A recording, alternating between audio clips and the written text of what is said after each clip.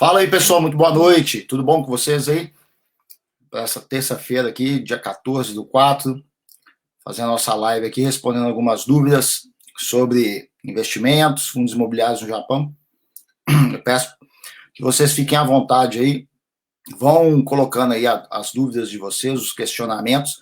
Eu já separei algumas aqui que sempre me são enviadas pelos interessados, né? Vão compartilhando aí, vão colocando as dúvidas nos nossos canais de comunicação. Eu selecionei algumas para estar respondendo aqui nessa live, mas nada impede que você faça os seus questionamentos também. Né? Nós estamos aqui com o pessoal que está nos acompanhando, o Bruno Teruquina está aqui, não tem nem trampo, mas uma hora a crise vai passar, essa situação vai ser vencida como nas outras situações. O que importa agora é ficar com a cabeça fria, né? E fazer os ajustes necessários e tirar lições necessárias também para, na próxima crise, que haverá também outras crises, né? Todos possamos estar preparados. Beleza? Pessoal, boa noite quem está entrando aí, quem está participando. Peço para você deixar aí seu like aí e participar aqui nos comentários aqui, colocar aqui suas impressões, como anda aí a situação de emprego, trabalho, onde você trabalha, onde você mora, na província que você está, o que tem acontecido diferente aí. Fique aqui à vontade para compartilhar com a gente, compartilhar comigo e com quem for participar aqui da nossa live aqui, beleza? Eu, de antemão, já peço para você também entrar no nosso Telegram. Nós temos um canal no Telegram, vou compartilhar o link aqui do canal do Telegram com vocês. Então, opa, isso, o canal no Telegram está aqui, compartilhando o link. Então, eu peço para vocês acompanharem o nosso canal no Telegram, a gente está postando lá diariamente, de dia, de noite, de madrugada, às vezes, a gente posta lá. Então, você pode acompanhar aí umas notícias e os nossos comentários um pouco mais aprofundados com o que a gente acompanha aí do mercado financeiro, dos investimentos, das notícias também. Você vai encontrar no Telegram. Beleza? Boa noite, João Neto está aqui com a gente, a Kyoko Toyoda também está aqui com a gente. O pessoal está entrando aqui. Pessoal, vamos participar que hoje nós vou responder algumas perguntas aqui. Fique à vontade para deixar suas perguntas também, as dúvidas que você tiver sobre investimentos no Japão, sobre fundos imobiliários, sobre tudo sobre fundos imobiliários. Aí você fique à vontade aqui, é o seu momento de perguntar, o meu momento de responder, beleza? Então é isso aí. Uma notícia, antes de mais nada, comentar sobre essa notícia aqui, ó, o Japão pagará para que empresas deixarem a China, né? Noticiou aí o valor econômico, como outras mídias também, né? Outras mídias foram até mais apelativas no título, que o Japão joga pesado contra a China e coloca dinheiro para que as empresas saiam da China, né? O que o Japão quer fazer com essa medida? Tá aqui, ó, o Japão quer proteger o PNB dele. O que é o PNB? É o Produto Nacional Bruto. A gente já está acostumado aí a ouvir, né? Eu acredito que todo mundo está cansado de ouvir aí sobre o PIB, né? O Produto Interno Bruto. Produto Interno Bruto, o PIB tem a ver aí com as exportações do país, com os gastos do governo, os consumos das famílias, os investimentos diretos no país, né? Já o PNB é toda a riqueza que um país produz, ou seja, os nacionais, né, as empresas nacionais produzem em território nacional, no caso do Japão, no território japonês, e fora do Japão. Toda empresa japonesa que tem filiais no exterior e gera algum tipo de renda, né, vão gerar alguma renda, essa renda ela é computada nesse PNB do Japão, Produto Nacional Bruto. Né, e, ultimamente, esse Produto Nacional Bruto japonês, que ele é enriquecido, então, por essa receita líquida vinda, né, recebida do exterior pelo Japão, o Japão quer proteger ela, né? Está na ordem aí, no gráfico aqui abaixo de mim, aqui, 553 trilhões de ienes, na comparação, está um pouquinho, né? Passou agora o PIB, está um pouquinho a mais do que o PIB quando dolarizado. O PIB é sempre dolarizado, o PIB japonês está em 5,11 trilhões de dólares, o PNB japonês passou aí pela cotação de hoje, né? O PNB passou o PIB aí, e ele vem numa trajetória, numa taxa de crescimento muito mais bonita do que a do próprio PIB, né? Que o PIB é o mais comumente divulgado. Então, nós temos aí o PNB. E o Japão quer proteger esse produto nacional bruto. Lembrando, né, repetindo mais uma vez, o produto nacional bruto, ele tem a ver com as riquezas geradas pelas empresas japonesas apenas, não é contada em empresas estrangeiras, no território japonês e fora do Japão. Então, a Toyota, né, que produz lá no Brasil, na Argentina, produz em outros países, a receita líquida gerada, enviada para cá, é registrada nesse PNB aí, que está com um crescimento, um desempenho, uma taxa de crescimento muito mais interessante que a do próprio PIB. Então, o Japão é uma forma do Japão proteger, tirar as empresas da China dessa vulnerabilidade, né, e estimulando que elas vão para outros países ou até retornem para o Japão, a fim de garantir aí essa receita. Então, PNB, essa equaçãozinha aqui embaixo, é o PIB menos a renda líquida, RLEE, né, renda líquida enviada para o exterior, então é tirada desse cálculo a renda de empresas estrangeiras situadas no Japão, que vão enviar suas rendas líquidas para fora do Japão, então é abatido nisso aí. E é somado a renda líquida, o RLRE, renda líquida recebida do exterior. Recebida de quem? Dessas filiais de empresas japonesas situadas aí fora do Japão, beleza? Então, aprende isso aí. Aí, quando você estiver aí na hora do seu QQ na sua empresa, onde você trabalha, você comenta isso aí com seus amigos de trabalho, né? Que você está ciente dessa situação toda aí, referente aí ao Japão proteger o seu produto nacional bruto, beleza? É isso aí. Vamos reduzindo aqui. Então, essa notícia aí, muita gente gostou, né? Agora a gente não sabe os impactos que isso pode, de fato, ter em relação aí a uma eventual retaliação por parte da China, né? Ao notar esse tipo de movimento de um governo em prol de fazer com que as suas empresas deixem o território chinês, né? Então, a gente precisa de estar atento em relação a essa questão também, se ela pode trazer algum tipo de retaliação, como foi o que aconteceu com a Coreia, a relação Japão e Coreia no ano passado, né? Nunca as coisas são simples como a gente acha que é, né? Beleza? Pessoal, pode ficar à vontade aí, o pessoal está aqui com a gente aqui, vou dar uma boa noite geral aqui para quem está aqui e quem eu ainda não falei, que é o Adania Itiro, a Jenny Hashimoto, Suemar Sul, Rafael Kinoshita, o Júnior Oliveira, grande Júnior Oliveira, forte abraço para você, o Márcio Kushiyama, o Kendi Ita, o Marcos Timocado e o Diego Tiama está aqui com a gente também, muito boa noite, Diego, beleza? Então, o pessoal que entrou agora depois do que eu anunciei, tem um link aqui do nosso canal no Telegram, acessa aí o nosso canal no Telegram, faça o seu, entra lá, né, e você fica participando aí das nossos comentários, nossas análises, né, o material que a gente vai divulgando ali também, beleza? Então, vamos lá. Pessoal, vou responder algumas perguntas aqui, aí vocês fiquem abertos aí para, a partir dessas perguntas, perguntarem outras questões relacionadas a essas perguntas, etc. aí, ok? E vão complementando aí, porque se não der tempo de eu responder aqui também nessa live, que eu pretendo fazer ela não muito longa, a gente vai comentando aí em outras lives futuras, beleza? A primeira pergunta está aqui, ó. Como investir em ouro e prata aqui no Japão? Olha só, é possível investir em ouro e em prata através de corretora de valores, né? As corretoras de valores disponibilizam o investimento direto em ouro e prata via a própria corretora. É possível transacionar, você fazer o pedido de compra. Aí, para isso, as corretoras geralmente vão pedir para você responder um questionário de umas 12, um pouco mais de 10 questões lá, para ver se você está de acordo com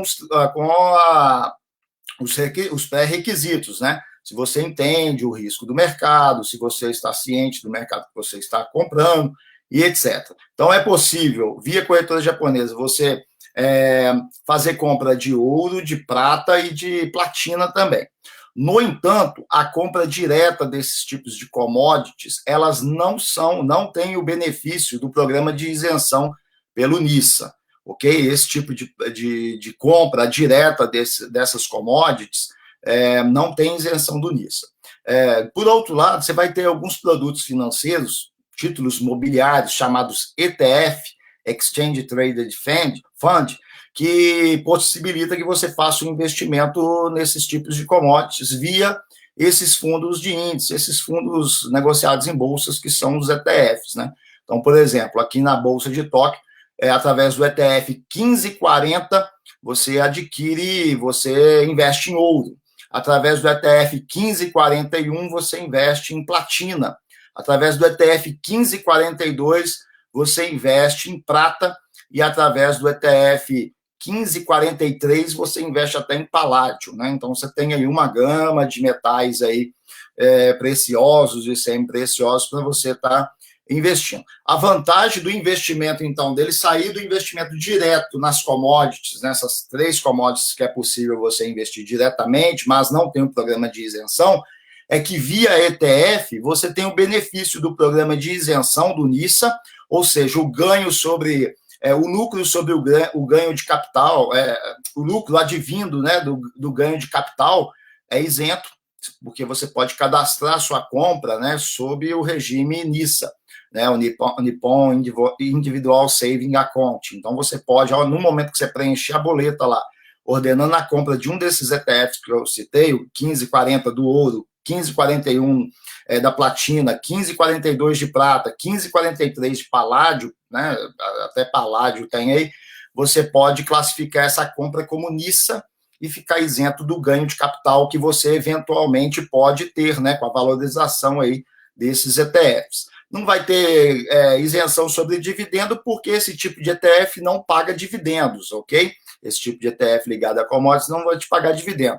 Outro benefício de fazer o investimento em ouro, prata, platina, paládio via ETF, diferente de você investir diretamente nessas commodities via corretora, é que você tem corretagem zero também. Hoje a corretagem para muitos ETFs estão zero, incluindo esses ETFs aí, ligado ao mercado dessas commodities aí, beleza? Então, acho que ficou claro, né, essa resposta aí. Eu acredito que pode ter até solucionado aí a dúvida de muitos, porque muita gente tem sobretudo nesses momentos aí de crise, visto os metais, sobretudo o ouro, né, como uma reserva de valor,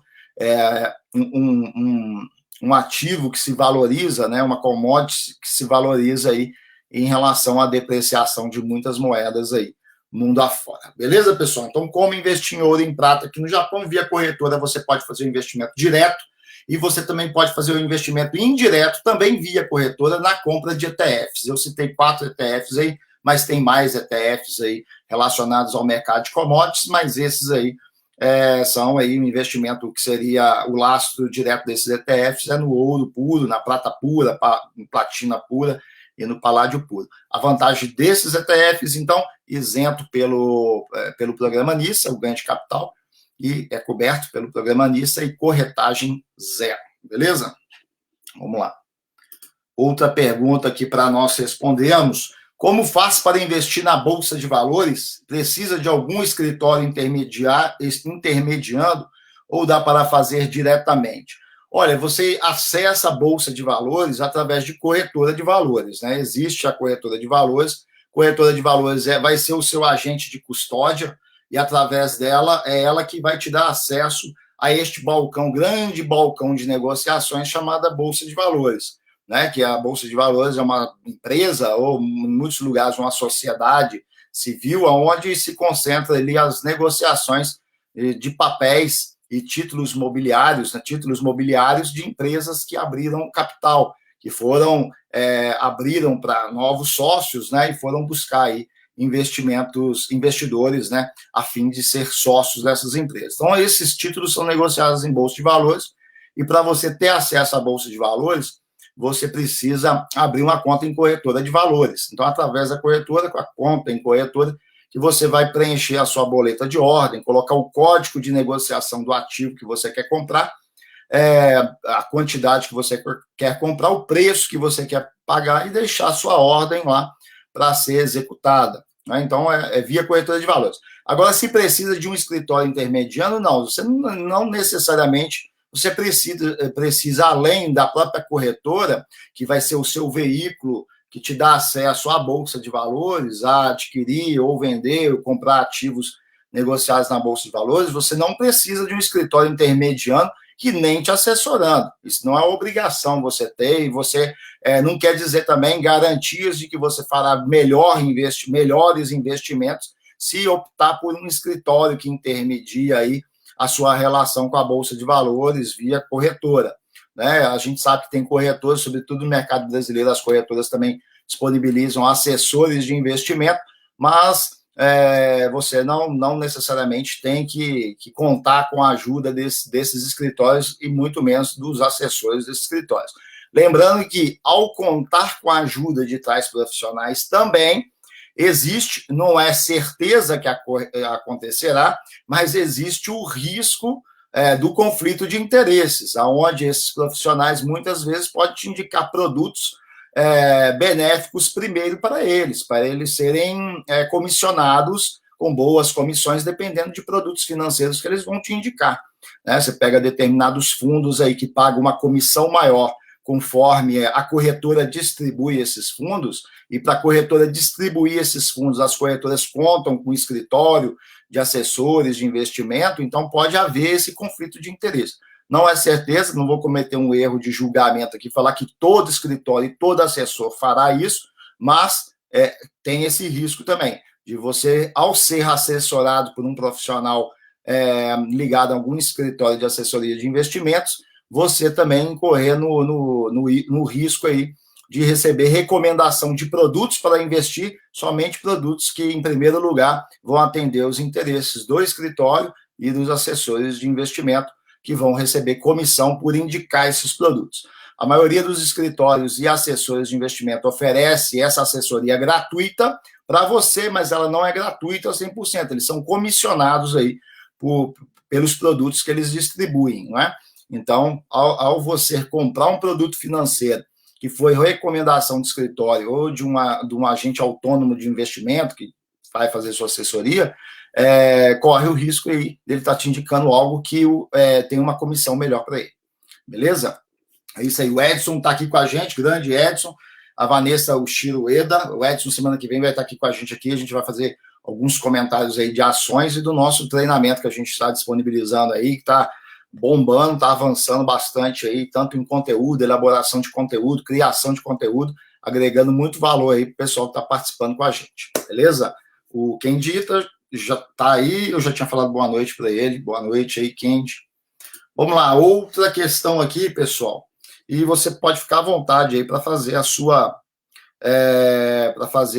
intervenção aí. Silvia Koga, Maria Almini está aqui, grande Maria Almini, um abraço aí, satisfação em tê-la aqui na nossa live, e o Davi está aqui com a gente também.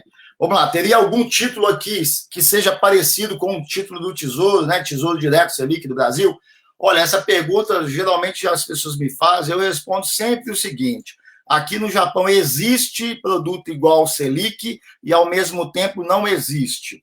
Existe em que sentido? Existe que um título público, seja ele Selic, pré-fixado, pós-fixado, pré-fixado, pós-fixado com cupom semestral e os diversos arranjos que existem de títulos públicos no modelo brasileiro, existe no Japão, como em qualquer outro país aí decente, onde os governos introduzem uma forma de captar recursos junto aí aos seus cidadãos e junto aí a investidores internacionais, institucionais, brasileiros ou fora do Brasil, por exemplo.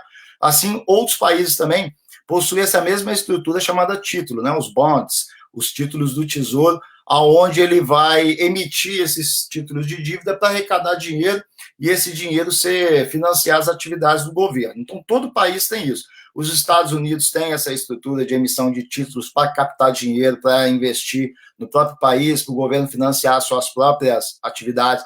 No Japão tem, em praticamente todos os países tem isso aí. Então, é uma das formas do governo captar recursos. O governo tem, como forma de captar recursos, a emissão dos impostos, né? Os impostos são uma forma dele captar recursos. Outra forma que ele capta recursos é através dos títulos. O governo pode imprimir dinheiro também, papel moeda, para gerar aí liquidez. E quando o governo ele tem empresas estatais sólidas que geram lucro e etc., é uma forma também dele captar dinheiro, né?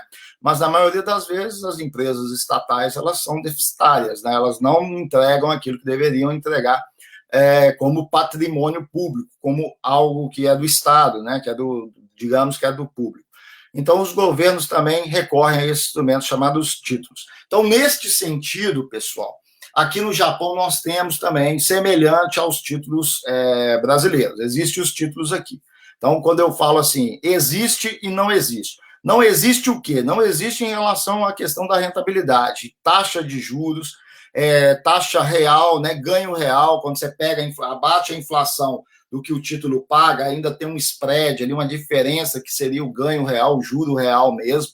Então, aqui não tem, né? Só para efeito aí de demonstrar para vocês, eu tinha separado aqui, vamos lá que vocês vão compreender isso aí. Deixa eu só apagar aqui esse escritinho aqui para não atrapalhar e vamos fazer o seguinte, aí eu vou desaparecer aqui para aumentar a imagem e ficar mais fácil de vocês entenderem. Olha a diferença, daqui é o rendimento de um título do governo japonês com 10 anos, né, de vencimento de 10 anos. Então, a taxa de juros dele é de quanto? Olha só, a taxa de juros dele, ao ano, ele paga isso aqui, ó. Ele vai pagar 0,01%, título de vencimento de 10 anos. Então, quando eu falo assim, tem igual do Brasil, no sentido de haver esse instrumento chamado título, né? Ok? Haver esse instrumento chamado título. No entanto, não tem a semelhança no Brasil de ter ainda um ganho, digamos, um ganho real em cima da inflação e etc. No Japão não tem. Ok? Vamos ver aqui no Brasil, por exemplo, na mesma comparação do Brasil, títulos com vencimento de 10 anos, por exemplo, a taxa, tirar essa senhora daqui, a taxa é de 7,58%, ok? Então, em relação à rentabilidade, a uma taxa de juros, né, um prêmio de juros, não tem semelhança. Em relação a ter o instrumento para captar recursos junto a investidores, para poder financiar a atividade do governo, tem, como tem em todo o país. Beleza?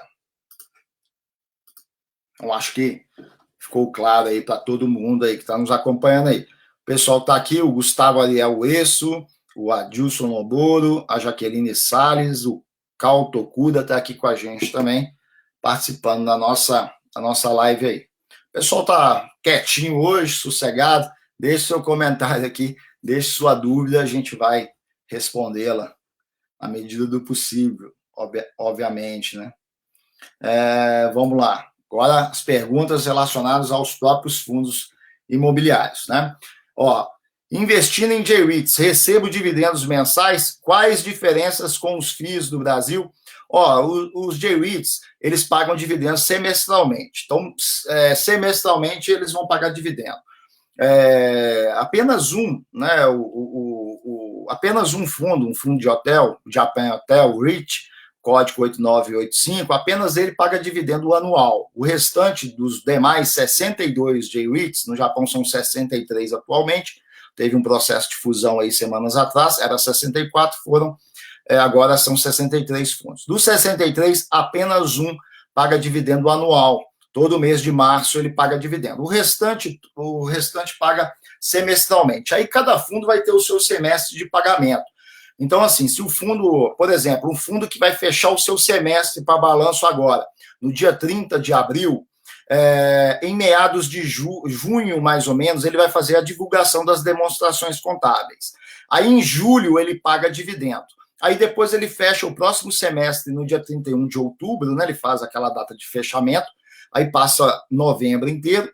Em dezembro, ele faz a divulgação dos seus dados, das suas demonstrações financeiras. E em janeiro, ele vai pagar dividendo. Então, vai depender dos meses, dos semestres. Aí cada fundo tem o seu semestre diferente de fechamento. Mas de 6 meses, eles estão pagando dividendo. No Brasil também, via de regra, é 6 meses. Né? No Brasil, o pagamento de dividendos deve ser semestral. O que acontece é que convencionou-se pagar, distribuir mensalmente. Os fundos no Brasil distribuem mensalmente por mera convenção, talvez para atrair aí o investidor pessoa física que quer buscar uma forma de digamos, ter ali o equivalente ao aluguel, né, o aluguel de um imóvel, ele está espelhando isso aí no mercado de fundos imobiliários, que também é, né? O dividendo ele é fruto de aluguéis aí dos imóveis pertencentes aos fundos imobiliários. Então, no Brasil, paga mensal por conta disso, mas por regra, por lei, é semestral também no Brasil. No entanto, aqui no Japão você tem os produtos como o ETF, né? O ETF, existem os ETFs de fundos imobiliários aqui no Japão. Os ETFs, na sua maioria dos fundos imobiliários, vão pagar dividendo trimestralmente. Então, todo trimestre aí tem fundos imobiliários, tem ETFs que todo trimestre vai pagar dividendos. Tem até alguns poucos ETFs pagam bimestralmente, ou seja, de 2 em 2 meses você tem dividendo caindo na sua conta. E você também tem um só ETF que vai pagar 2 vezes por ano, né, semestralmente no caso. Então, os ETFs pagam com mais recorrência. Então, com poucos recursos, né? Aí você fala, mas então não tem como eu ter dividendo mensalmente? Tem como você ter dividendo mensalmente. Os ETFs com poucos recursos, você pode montar uma carteira de ETF que te paga dividendo mensal. Mas você não falou que é trimestral, ou bimestral, ou um só que é semestral? Mas você, com poucos recursos, você compra uns 3 tipos de ETF, que cada um tem o seu trimestre diferente, intercalado, distinto, né? Um trimestre diferente do outro, aí você vai ter dividendo em janeiro, fevereiro, março, abril, maio, o ano todo, você tem dividendo advindo desses ETFs. E você tem os outros produtos também ligados ao mercado de fundos imobiliários, que são os fundos de investimentos em fundos imobiliários. Assim como tem os fundos de investimento em ações, você tem os fundos de investimento em fundos imobiliários também. Aqui no Japão tem, no Brasil não tem. No Brasil não tem nem ETF, nem fundos de investimento em fundos imobiliários. Aqui no Japão você tem esses 2 tipos de fundos. O ETF, que é um fundo negociado em bolsa, e você tem o fundo de investimento aí, de um gestor que tem a sua estratégia de investimento e tal. Aí o que vai acontecer? Esses fundos de investimento você pode optar por receber dividendo mensal também. Alguns desses fundos fazem aí a distribuição mensal de dividendos. Então você tem dividendo aí de diversas recorrências, né? Semestral, no caso dos fundos diretamente, né? Dos fundos imobiliários diretamente, trimestral, bimestral, na sua maioria, trimestral e bimestral, um só semestral, no caso dos ETFs, e nos fundos de investimento você pode fazer aí a opção de receber dividendo a conta-gotas mensalmente. Perfeito? É isso aí. O pessoal que está aqui, entrou aqui, a Vânia Justino Timura. Boa noite, Vânia. Tudo bom? A Pamela Aoshima também está aqui com a gente. O Fábio Rei de Cano está também aqui com a gente. Muito boa noite para vocês. Pessoal, as dúvidas foram enviadas aí, a gente vai respondendo. Você pode ficar à vontade também para encaminhar a sua dúvida. Perfeito? Então, nós respondemos agora aqui se investindo em J-REITs, recebe dividendos mensais e quais diferenças com os FIIs do Brasil. Então, a diferença basicamente seria nessa recorrência aí de dividendos, mas lembrando que no Brasil também, por regra, é semestral. Os fundos que convencionou-se aí pagar mensalmente. Talvez com essa questão do coronavírus impactando aí a receita de muitos fundos lá no Brasil, eles vão ter que rever essa questão, porque talvez fica mais interessante eles pagarem semestralmente. Eu sou a favor do fundo pagar semestralmente, por exemplo. Eu acho muito mais benéfico do ponto de vista de redução de despesas, porque a cada emissão de pagamento, cada ordem de pagamento que você aciona um agente de transferência para fazer o pagamento do dividendo e todas as questões relacionadas à liberação, à divulgação de informes, isso gera um custo. Esse custo vai para onde? Vai para ser bancado pelo fundo, né? Então, o lucro líquido do fundo ele vai ser reduzido por conta dessas despesas aí. Então, eu particularmente prefiro que essas despesas, quanto acionista de um fundo imobiliário ou mesmo de uma ação de uma empresa, eu não gosto muito, eu prefiro menos recorrente no que diz respeito a pagamento, né? 6 em 6 meses está de bom tamanho, ou talvez um pouco menos, trimestralmente está de bom tamanho, você tem uma redução de despesas. Porque se uma entidade que paga todo mês ela tem que fazer divulgações, todo mês ela tem que fazer os seus informes, todo mês ela tem que ter as despesas relacionadas a essas transferências de recursos para a conta dos cotistas, dos acionistas, e isso acarreta em mais despesas para o fundo ou mesmo para uma empresa do mercado de ações. Perfeito? Então, eu, Marcelo, prefiro aí um espaçamento de tempo até para reduzir esses custos e sobrar mais lucro líquido para a empresa, porque ela vai distribuir aí é o lucro líquido que ela vai distribuir. Quanto maior esse lucro líquido, melhor. E para ele ser maior, tem que haver uma redução de despesas. Beleza? Vamos lá. Surgiu aqui o Elton Corazza. Boa noite. Os segmentos dos REITs são similares aos FIIs do Brasil, shopping, lajes, corporativa, etc. Tem algum segmento diferente? O Elton, olha só, nos fundos imobiliários do Japão, eu posso dizer assim que você não tem aqui os fundos de desenvolvimento, que é focado em desenvolvimento, que é aqueles fundos que vão aí pegar um loteamento, né, igual no Brasil tem os fundos de desenvolvimento, que pegam um loteamento, vão desenvolver aquele loteamento, então a receita, a renda, né, o dividendo, digamos assim, ele não vai vir pelo aluguel, porque vai desenvolver algo para venda, né, e vai distribuir aí o fruto da venda desses loteamentos. Então, você não tem aqui os fundos de desenvolvimento. Outros que você não tem aqui, tem nos Estados Unidos, tem no Brasil, são os chamados fundos de papéis, que são os fundos aí que investem em direitos creditórios, né, ou certificados de recebíveis imobiliários, ou seja, títulos de dívida ligado aí com lastro em financiamentos imobiliários. Então, no Brasil, você tem esses os chamados fundos de papéis. Aqui no Japão você não tem. Aqui no Japão, basicamente, você tem 6 setores mesmo, né? Que fundos que têm imóveis destinados a escritório, aí se enquadra aí nas lajes corporativas. Você tem os fundos os imóveis cuja destinação de uso é comercial, aí se enquadra nos shoppings, né? Você tem Ions, por exemplo, o Ion Mall aí, diversos pertencem a fundos imobiliários. Nem todos os Ions do Japão pertencem a fundos imobiliários, mas tem muitos Ions, né? Os Ion Malls aí, os depatos, que pertencem a fundos imobiliários. Então, eles são equivalentes aos fundos de shopping no Brasil.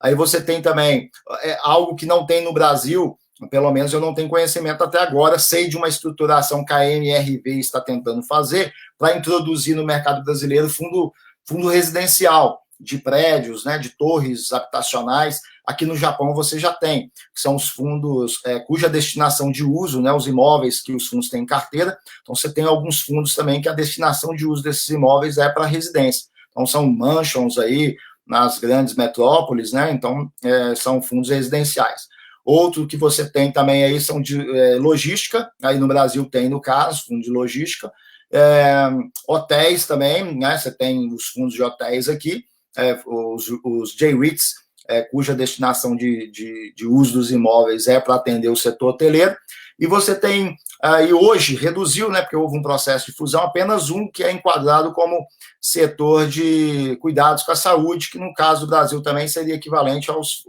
FIIs de hospitais, né? Aí depois você também tem a maioria dos J-REITs, em torno de 22 J-REITs hoje, eles são classificados como diversificados. Por quê? Porque dentro do seu portfólio de imóveis, de ativos imobiliários, de prédios que eles possuem, um percentual desses imóveis é para atender um setor, outro setor e um outro setor. Então, você tem aí os fundos que têm, no mínimo, 3 setores desses aí que eu falei. Então, você tem aí um fundo que tem um percentual dos seus imóveis para escritório, outros para comércio, outros para residencial. Então, quando o fundo tem essa diversificação, ele é classificado como setor diversificado. E você tem também o chamado complexo, quando você tem apenas 2 setores. Um fundo tem imóveis para atender 2 setores apenas, geralmente equilibrado ali o percentual de participação de cada setor no portfólio, né, no conjunto de imóveis que o fundo possui, é classificado como complexo aqui. Mas aí, resumidamente, aí, então, falando, depois dessa explanação toda, os fundos aqui, o que tem de diferença, eu acho que mais crucial seria relacionado a não ter aqui os fundos de desenvolvimento, como tem no Brasil, e os fundos de papéis, que não tem aqui também. Aí tem, no Brasil tem os FOFs, né, os Funds of Funds, né, que são os fundos de fundos. Aqui no Japão você tem uma estrutura que é semelhante, que a gente pode dizer que os ETFs é praticamente isso, né? E você tem também esses fundos de investimentos aí geridos por gestoras diversas. Aqui no Japão são 51 fundos que investem, fundos de investimento, né, que investem em J-REITs, cada um com a sua estratégia diferente. Então, eles seriam aí para dizer que não tem fundos de fundos aqui no Japão, tem nessa modalidade, em ETFs e através de fundos mútuos, fundos de investimentos em fundos imobiliários, beleza? O Marcos Timocado está aqui também perguntando qual setor pós-vírus você acha que mais vai se beneficiar com a saída da crise, tanto em J-REITs, ações, turismo, tudo setor ligado ao turismo, que foi o que mais saiu prejudicado aí com essa questão do coronavírus, setor ligado a turismo, a viagens, esse setor vai voltar com tudo. Existe uma demanda reprimida, ela não virá assim rapidamente, porque quem tem o dinheiro, dependendo, né? As pessoas estão defendendo que depois, acabando o coronavírus, vai haver uma retomada imediata, mas a gente tem que ter muita cautela nisso aí, porque é o seguinte, suponhamos, eu quero viajar, mas eu não vou viajar por causa do coronavírus, então eu estou com dinheiro aqui para viajar, mas dependendo se a minha fonte de renda, né, as minhas fontes de renda vão secando ou vão ficando complicado, eu vou ter que pegar desse dinheiro que eu estou guardando para viajar para usar. Então, assim que acabar a questão do coronavírus, pode ser que não imediatamente essa demanda que está reprimida vai ser imediatamente colocada em prática, né? Então vai depender de país para país, mas eu acredito que o setor de turismo, que é o setor que está mais penando, é o setor que teve aí uma queda mais brusca, então é um setor, tanto em J-REITs como em ações, que pode se beneficiar aí com a retomada das atividades. Perfeito? O Elton Coraz, no Brasil, os fundos híbridos foram os que menos sofreram nessa crise. Aqui foram os de logística. O setor de logística foram os que menos sofreram aí nessa crise, né? E daí, por consequência, você tem, como eu disse, a gente pode dizer aqui que você tem o equivalente, digamos, aos fundos híbridos. Tá certo que no Brasil os fundos híbridos, eles amarram tijolo e papéis, né? Mas aqui você tem, como eu disse, os diversificados, que eles não têm a questão dos fundos de papéis, não existe essa lógica aqui nos J-REITs, mas você tem os diversificados. Então, os diversificados, que tem uma concentração maior em logística, por exemplo, e menor em hotéis, eles sofreram menos dentro do campo dos fundos diversificados. E os de logística mesmo, né, que são fundos de logística, hoje são 9 fundos de logística aqui no Japão, eles foram os que menos sofreram aí nessa crise, até por uma questão mesmo aí, lógica da coisa, né? A crise afeta aí shoppings, afeta hotéis, por exemplo, mas dificilmente vai afetar o setor de logística, que vai precisar de fazer a distribuição aí de recursos. Os imóveis destinados à logística, eles são para isso mesmo, para o comércio eletrônico, para centros de distribuição, né, usados como centro de distribuição, estratégico, em pontos estratégicos, para facilitar aí a logística, né, o sistema de logística aí de diversas empresas do Japão. Então, um setor que foi mais resiliente aí nesse momento aí de coronavírus. Beleza? Welcome, obrigado. Beleza? Obrigado aí também pela pergunta, pela boa pergunta aí, Elton. Beleza? Vamos avançando aqui, pessoal. Aí outra pergunta, eu acredito que vem nessa esteira de tudo que a gente veio comentando aqui, é se os fundos imobiliários continuam sendo uma boa opção de investimento nesse momento. Eu diria que não, ele não só continua uma boa opção de investimento nesse momento, como, sobretudo, neste momento, se a gente pegar aí um mercado que está com bastante fundos descontados, e isso vale para o Brasil, isso vale para o Japão também, né? Os fundos, eu estava lendo a matéria, os fundos australianos tiveram um up aí de 30%, e aqui no Japão tem ETFs que você faz investimento nos fundos australianos, nos fundos imobiliários australianos, através desses ETF. Então, eu diria que agora está um momento fundamental. E não só pela questão do desconto, dos preços que esses ativos se encontram, mas também pelo fato de serem ativos que geram fluxo de caixa, fluxo de dinheiro, né? Fluxo de dinheiro recorrente através de dividendo. Então, todo ativo que gera fluxo de dinheiro, né, recorrente, ou em forma de dividendos, né, distribuição dos lucros aí com os cotistas, eles são bons a qualquer momento, sobretudo, né, de menos em momento que eles estão altíssimos, caríssimos, né? Então, dentro da minha lógica que eu sempre compartilho com o pessoal que me acompanha, a gente não compra qualquer coisa, compra somente os bons produtos e com desconto, né? A gente não compra qualquer preço também, não. Então, neste momento, né, principalmente nesse momento, os fundos imobiliários são excelentes para investimento. Então tem também uma previsibilidade aí, as projeções de pagamento de dividendos aí, elas continuam intactas aí, né, para os próximos 2 semestres aí nos diversos fundos imobiliários. A gente tem acompanhado os indicadores do mercado aí de fundos imobiliários, apesar da questão de valor, de preço de mercado, né, terem aberto esse desconto aí com esse momento de coronavírus, mas os indicadores, a solidez do mercado, ela continua intacta, né? Então, acredito que é um mercado aí que tem bastante resiliência. Aí, quando a gente vai para setor específico, como de turismo, por exemplo, o governo japonês já divulgou que, passada essa questão do coronavírus aí, até atendendo a pergunta que o Marcos fez acima aqui para nós, passado o momento aí do coronavírus, o governo japonês falou que já vai impulsionar novamente a indústria japonesa de turismo, né? Vai fortalecer ela aí, porque o turismo no Japão, ele teve uma alta aí substancial aí dos últimos anos.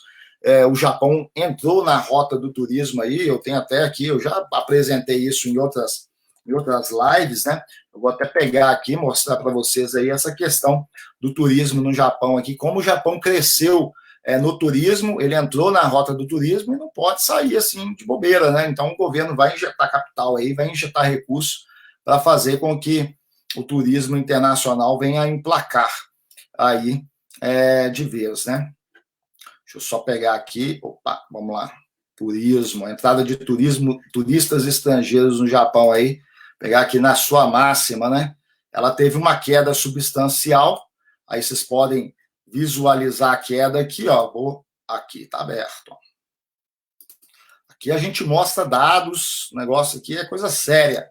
Olha só, isso daqui é a entrada de turistas no Japão. Se você pegar aqui, né, de 2004, quando ela começou a dar essa arrancadinha até na sua máxima aqui, ela chegou a quase 500% de alta. Aí, ó, o que acontece nesse primeiro trimestre do ano? Uma queda brusca, né? Essa queda brusca, ela é mercado internacional como um todo, né? A queda brusca aqui, ela veio como um todo, afetando aí vários países do mundo, né? Eu não tenho aqui, posso fazer uma comparação, por exemplo, com a França. Deixa eu tentar fazer uma comparação aqui, não vou conseguir fazer uma comparação. Deixa eu tentar comparar com a França, por exemplo, que é até então o país que mais recebe turistas no mundo. Vamos fazer uma letra F, eu caçando lá no G, lá, vamos lá. Letra F, turismo, né? Vamos ver o que aconteceu na França aí nesse meio tempo. A França ainda a França não está atualizado os dados, né? Olha só, a França é o pontilhado preto aqui. Não está atualizado os dados. O Japão está mais atualizado já os dados, já são dados recentes, né? Então nós temos aí do Japão, nós temos os dados recentes com o turismo aí voltando para patamares de 2015. Notem aí no gráfico patamares de 2015. A França ainda está no ano passado os dados, mas certeza absoluta que quando a França, que é o maior recebedor, o país que mais recebe turistas no mundo, quando divulgar os dados atualizados, não tenho dúvidas que vai também apresentar essa despencada aí. Então, olha, né, vocês podem perceber aí nitidamente, deixa eu até voltar aqui mais um pouco, para pegar aqui só o gráfico do Japão aqui, comparar no máximo aqui. Então, olha, né? Então, aconteceu isso daqui, né? Então, a gente tem aí uma redução forte na entrada de turistas no Japão, perfeito? Divulgada aqui pela Associação Nacional aqui, a Organização Nacional do Turismo no Japão, os dados daí desse último trimestre aí com queda forte, mas ele vinha aí numa ascendente aqui de, como eu disse, quase 500% de alta desde quando começou o movimento aí em 2004, né? 2004 que começa aí a acelerar, beleza? É isso aí. Vamos dar uma olhada aqui na receita, porque o importante do turismo internacional é a receita, né? Vamos dar uma olhada aqui na receita advinda do turismo, né? A receita também sofreu impacto, né? Porque foi lá em cima e agora tá cá embaixo aí a receita advinda com turismo. Então, a partir do momento que isso daí for reestabelecido, aí a gente vai ter aí um movimento aí de retomada no turismo, e o governo japonês já anunciou que não quer deixar a peteca cair no que diz respeito a essa importante indústria aí, tanto em publicidade para o país, como fonte de receita alternativa. Sobretudo para um país que está experimentando aí agora, dados recentes, o 9º ano consecutivo na queda populacional. Então, a gente é um país que, mais do que nunca, precisa de uma fonte alternativa de receita aí, que é uma receita de pessoas transitórias, né? E que o turista, geralmente, ele larga muito dinheiro no país e toma muito pouco do país, né? Porque o turista, raramente ele vai ficar internado, não sei em casos como o coronavírus, mas raramente ele vai necessitar do sistema de ajuda do país, do sistema de assistencialismo do país. Então, ele não é oneroso para o país, né? Ele deixa muito mais dinheiro do que, de fato, ele leva materialmente. Ele vai levar a experiência, a cultura, tal. Essa é a troca que existe no âmbito do turismo, né? Mas ele não gera muito custo para o país, ele gera mais receita para o país, beleza? Então, os fundos imobiliários são, sim, uma ótima pedida para o momento, principalmente por conta desse momento. Ok? Vamos lá, uma outra questão aqui que a gente tem aqui com a gente é essa daqui. O que acontece com os investimentos em J-REITs em caso de desastres naturais? Olha só, vai depender muito da magnitude de tais desastres, né? No entanto, essa não é uma preocupação, eu sempre falo isso, essa não é uma preocupação só da pessoa que me perguntou, das pessoas que me perguntam, às vezes nos nossos treinamentos as pessoas me perguntam isso. Ah, mas aqui no Japão tem terremoto. Essa não é a sua preocupação, não é somente a minha, é a preocupação de quem organiza essa estrutura chamada fundo imobiliário e de quem faz a gestão do fundo imobiliário também.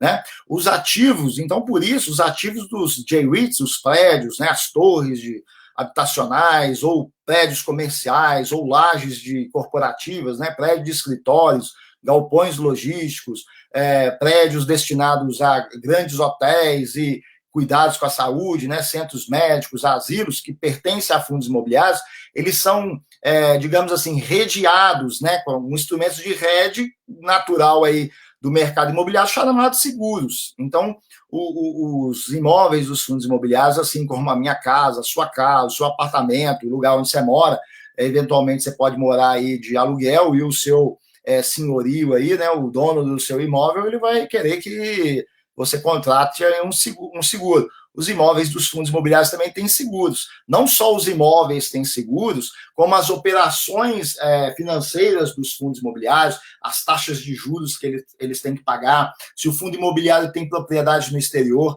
aqui no Japão, aí uma outra diferença aí que o Elton perguntou para mim em relação aí o fundo imobiliário do Brasil, os fundos imobiliários do Japão, alguns deles têm propriedades no exterior. Aí essa receita vinda do exterior para cá, né, como receita do fundo, ela também tem aí instrumentos de derivativos, né, instrumentos para fazer a proteção, para travar o câmbio, né, para ela não ter uma perda aí, inclusive por oscilações de mercados que podem ser provocadas por catástrofes naturais. Então, imagina, dar um terremoto aí, você vai ter não só a questão estrutural, né, então você tem seguro para isso, como as questões relacionadas às operações financeiras também pode ter uma turbulência no mercado financeiro, e para isso os gestores dos fundos imobiliários também, assim como os gestores de fundos diversos, eles utilizam desses instrumentos chamados instrumentos de hedge, ligados ao mercado de derivativos, para fazer a proteção aí dos investimentos no campo financeiro, perfeito?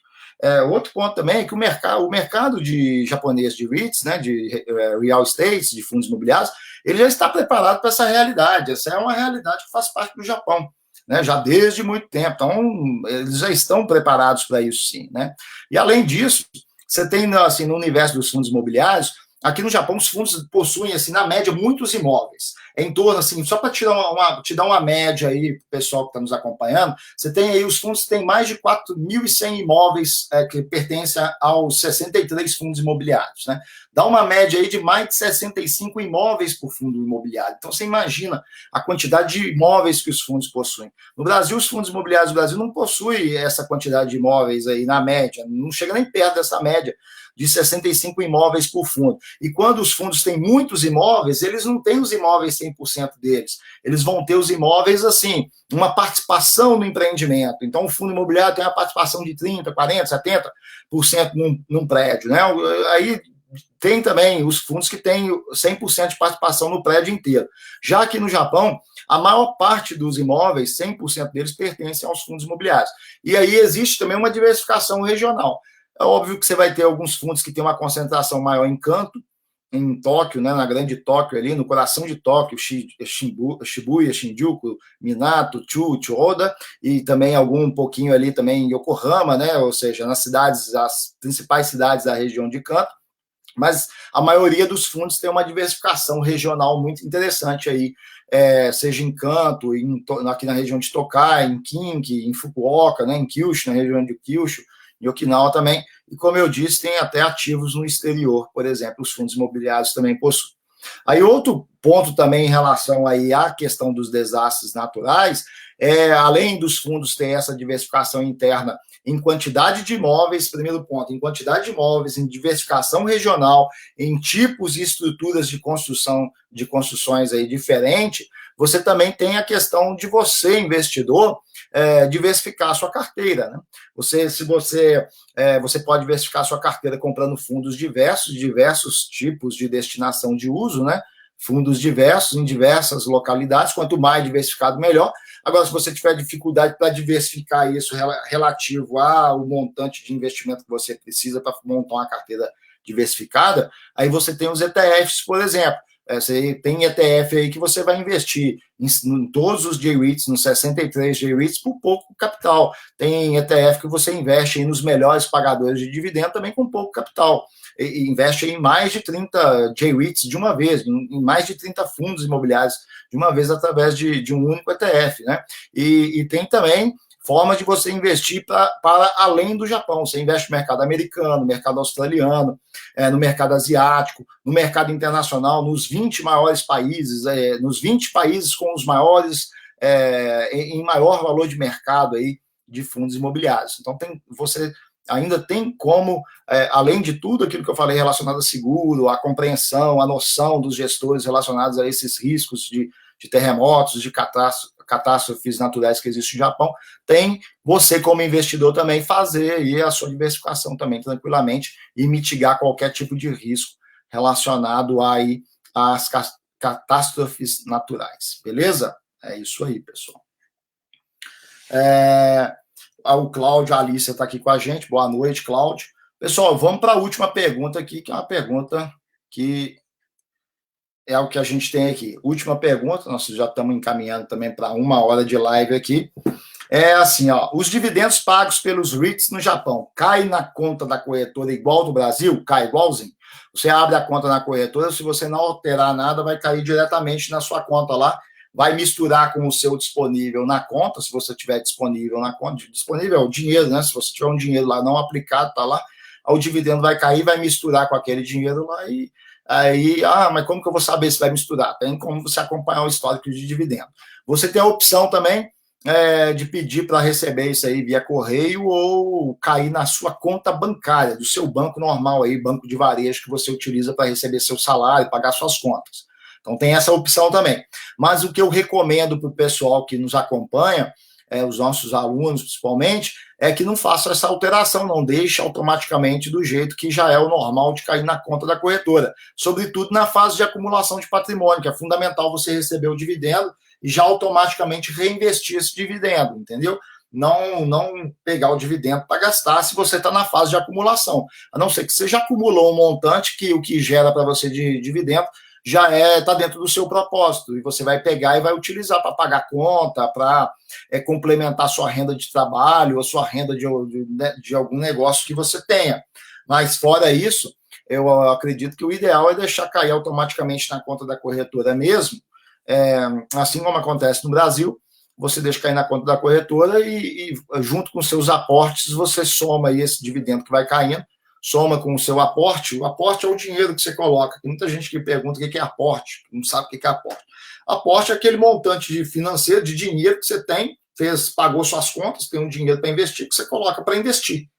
Isso é o aporte, né? Então, aí o dividendo caindo na sua conta na corretora, você coloca seu aporte mensal, bimestral, né? Aí soma com o que está lá misturado já com os dividendos que já caíram lá e faz os seus investimentos. E assim você produz o processo de juros compostos, vai reinvestindo os seus dividendos, produzindo aí o efeito de juros compostos. Beleza? É isso aí, pessoal. Não tenho mais perguntas aqui dentro das que eu selecionei, justamente para caber aí dentro de uma hora aí. Beleza? Um avisozinho aqui de novo, né? Então, ó, participa do nosso grupo lá no Telegram, dá uma força para nós lá, por favor. A gente tem um grupo lá, o Dudu Tiwata entrou aí, muito boa noite. Olha só, a gente tem um grupo no Telegram, então a gente começou semana passada, acho que foi terça-feira passada, o nosso grupo no Telegram aqui, ele já está aqui com alguns inscritos a mais, que provavelmente entraram aí há pouco, né?